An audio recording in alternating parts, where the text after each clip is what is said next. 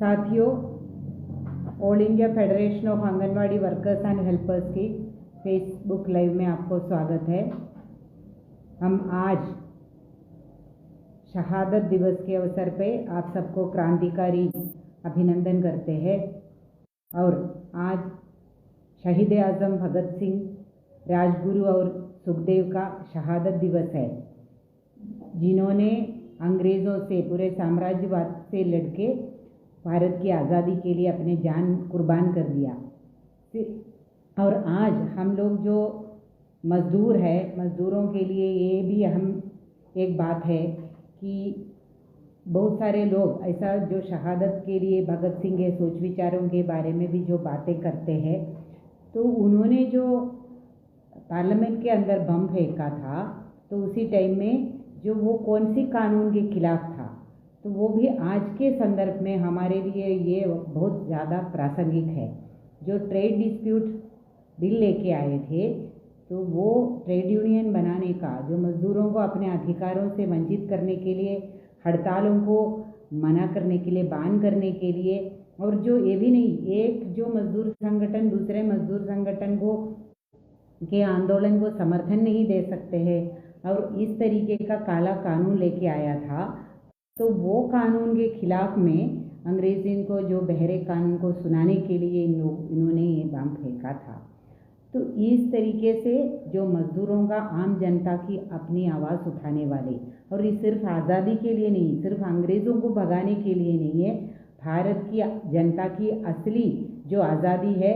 जो वो अपनी भूखमरी से सबको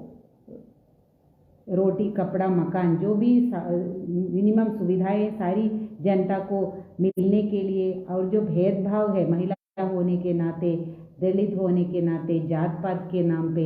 मज़हब के नाम पे, ये सबको ख़त्म करने के लिए और एक असली आज़ादी जनता के लिए कायम करने के लिए सपना देखे थे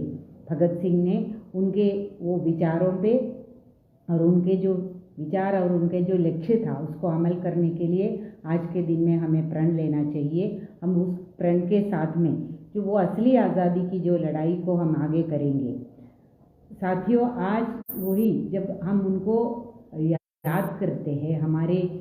शहीदों को याद करते हैं, सिर्फ उन्हीं को ही नहीं, भगत सिंह, राजगुरु, सुखदेव को ही नहीं है, हमारे कुछ स्वतंत्रता आंदोलन की सारे शहीदों को, और उसके बाद में भी आम जनता के लिए, उनके हकों के लिए जो लड़ते हुए जो शहीद हुआ है, वो सबको इस अवसर पर नमन करते हैं। साथियों, अभी जो देश की जो 26 लाख आंगनवाड़ी वर्कर और हेल्पर आज के दिन में जब ये अपनी असली आज़ादी के बारे में जो सोचते हैं, और अभी हम अपनी जो राज्यों के अंदर में आज के दिन में भी, आज के दिन हम जब ये फेसबुक में जुड़ के अपने बातें रखते हैं, आज के दिन में मध्य प्रदेश के अंदर हमारी आंगनवाड़ी बहनें हड़ताल में है। वो एक सामूहिक अवकाश का पिछले हफ्ते से जो शुरू हुआ है, तो उसी पे है। और सिर्फ आंगनवाड़ी वर्क, इधर का खासियत यही है मध्य प्रदेश में कि वो सिर्फ आंगनवाड़ी वर्कर हेल्पर ही नहीं, उधर में सुपरवाइज़र और CDPO भी आंदोलन में है। तो यहीं पे हमारे सामने में ये सवाल आते हैं कि पूरी ICDS के बारे में और उसकी उद्देश्य, लक्ष्यों के, और आंगनवाड़ी वर्कर और हेल्पर की स्थिति के बारे में।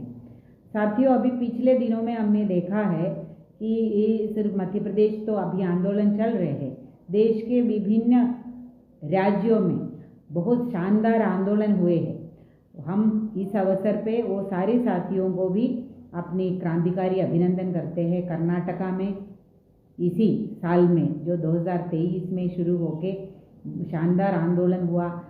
11वीं दिन में अपनी हड़ताल की 11वीं दिन में उन्होंने देश में सबसे पहली बार अपनी लड़ाई से ग्रेच्युटी हासिल किया है।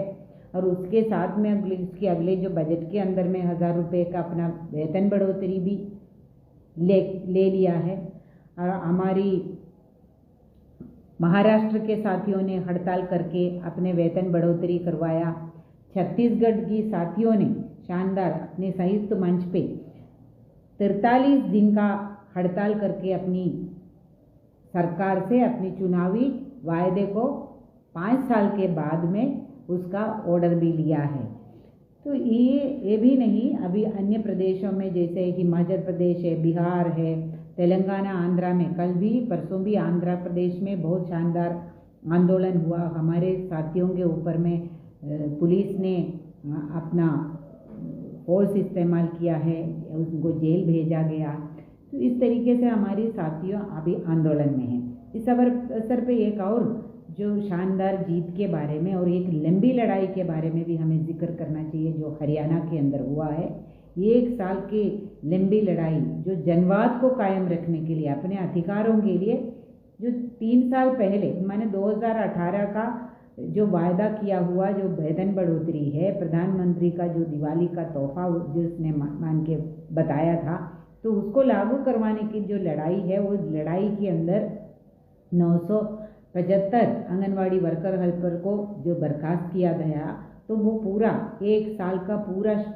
शानदार लड़ाई, लगातार लड़ाई के बाद में वो सारे वर्कर हेल्पर को बहाल किया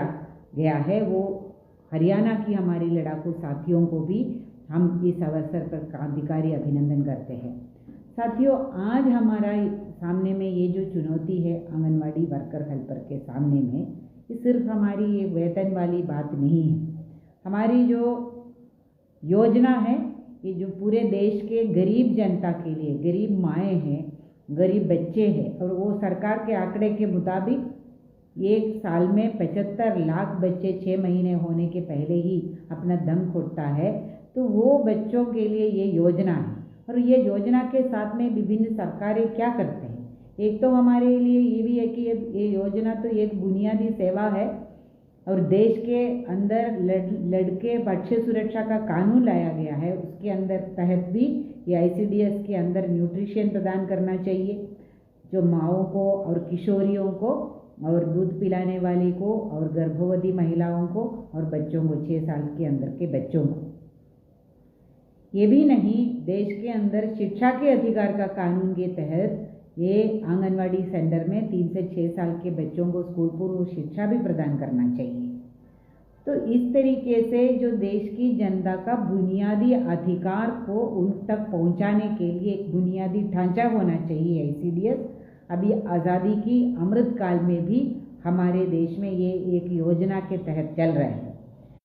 तो वही ये धोखा जो आंगनवाड़ी वर्कर हेल्पर के साथ में भी होता है कि ये सेवाओं को जनता तक पहुंचाने वाले आंगनवाड़ी वर्कर हेल्पर अभी भी कर्मचारी नहीं है, वर्कर नहीं है, मजदूर नहीं है, और उनके लिए जो मिलता है वो अभी भी मानदेय माना जाता है। और उनका जो वर्किंग कंडीशन है, केंद्र सरकार जो ये मात्र 4500 के लिए ही माने उनका आदेश है, उसका भी 60% ही केंद्र सरकार देते हैं। अभी ये नरेंद्र मोदी के सरकार 2014 में पहले सरकार आया था, और उसके बाद अभी जो 10 साल होने वाला है, 9 साल पूरा हुआ है, तो ये काल में जो इससे पहले कभी नहीं हुआ उस तरीके का हमला ICDS के और आंगनबाड़ी वर्कर हेल्पर के अपने अधिकारों के ऊपर हुआ है। ये सरकार आने के जो सबसे पहले 2014 में सरकार आए हैं, तो सबसे पहले बजट के अंदर में भी भारी कटौती बजट के अंदर में किया है। 18,000 करोड़ का जो बजट को काट के 8,000 करोड़ कर दिया। तो हमारी जो लड़ाई अपने जीवन स्तर बढ़ाने के लिए, तनख्वाह बढ़ाने की जो लड़ाई था, वो लड़ाई ICDS को ही बचाने में ही बदल गया है मोदी काल में। ये हमारे लिए बहुत अहम बात है, ये समझने की ज़रूरत है। तो जो स्कीम ही नहीं बचेगा, जो आम जनता के लिए सेवा ही नहीं बचेगा, तो हमारे सर्विस के बारे में, हमारे न्यूनतम वेतन के बारे में कौन बात करेगा। तो हमने ये लड़ाई, जो ये योजना को बचाने का ही लड़ाई लड़ा है, और वो बजट वापस करवाया, वो बजट आके चलाया, और ये जो सब्सिडी के अंदर भारी कटौती करवाने के लिए ये बेलगाम घोड़े की तरह सरकार जा रहे थे, उसके अंदर में रुकवाने के लिए ये देश की आंगनवाड़ी वर्कर और स्कीम वर्कर के आंदोलन में बहुत बड़ी भूमिका अदा किया है। उसके बाद में 2018 में आपको याद होगा, हमारी शानदार लगातार के 4 साल की लड़ाई के बाद में जो 5 सितंबर 2018 को दिल्ली के अंदर मजदूर किसान संघर्ष रैली में भारी संख्या में स्कीम वर्कर आई थी, उसके बाद 10 सितंबर को ही मोदी जी ने सारे आंगनवाड़ी वर्कर हेल्पर को टीवी के सामने में बिठा के बहुत ही कम माने 1500 रुपये का बढ़ोतरी का घोषणा किया था। ये मजबूरी था उनका, जहाँ स्कीम ही बंद करने के लिए जा रहे थे तो हमने पैसा भी बढ़वाया। अभी वही है, वही काल में उसके बाद में 2019 में दोबारा सरकार आया और उसके बाद में भी क्या किया ICDS के और हमारे साथ में क्या किया, धोखा के अलावा कुछ भी नहीं किया। सरकार ने बीजेपी ने अपनी चुनावी घोषणा पत्र में पहले वाले में बोला था कि अपने वेतन का जो हम सुधार करेंगे, और दूसरी जो चुनावी घोषणा पत्र में 2019 वाले में उन्होंने बोला पूरा ICDS को ही हम मजबूत करेंगे। और किया क्या है, आपको याद होगा, जो हमारे अभी तो कोरोना तो ख़त्म हुआ ही नहीं है। कोरोना काल में जब पूरे देश जो लॉकडाउन के अंदर में थे, पूरे आंगनवाड़ी वर्कर हेल्पर को पूरा जो न्यूट्रिशन लोगों तक पहुंचाने की जिम्मेदारी भी और कोविड से जनता को बचाने के लिए घर घर में जाने की जिम्मेदारी दिया गया था। और उसी काल में आपको याद होगा, जो सारे लोग घर में थे और नौकरी चला गया